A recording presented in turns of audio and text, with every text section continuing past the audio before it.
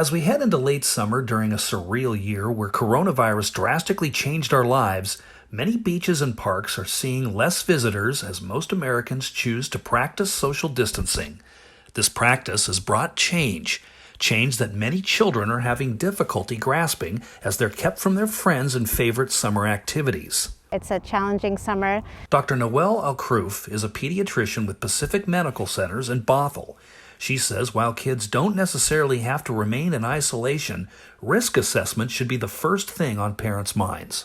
The goal is really assessing the risk, because whatever activity we consider this summer, parents should assess the risk to them and also to other families. Dr. Alcroof says that one important part of risk assessment is looking at how many people are going to be involved in an activity or at a location at any given time. If it's an open space, you're able to socially distance more and you have a lower risk of contracting the novel coronavirus. The people, so more crowds, higher risk. One way to avoid close contact with others without having to stay at home all day is to get out and enjoy the surrounding nature that the Pacific Northwest is so well known for. So the best way, I think, is nature, being outside. So when we talk about distancing, we talk about space. We want a space that allows for social distancing. We also want activities that allow for social distancing. So nature provides that, going on hikes, going camping, just bike rides, being outdoors. You can do a lot of activities outdoors while still socially distanced.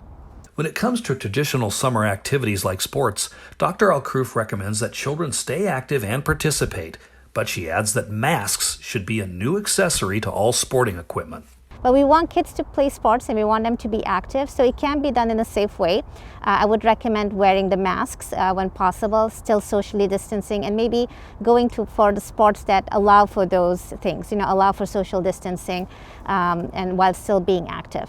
During the summer, many families usually go on vacation, but the pandemic has forced millions of people to cancel their planned trips and family outings. Dr. Alcroof says some travel can still be done, but with social distancing in mind. The best thing would be really road trips, but with good planning ahead of time, planning the stops and being well prepared, being stocked up on sanitizers, on hand wipes and things like that, and knowing ahead of time where you're going in terms of the destination and what's the guidelines there. And finally, as much anxiety and loneliness that social distancing has caused children this summer, Alcroof recommends encouraging your child to seize this opportunity to work on self-reliance and new important life skills.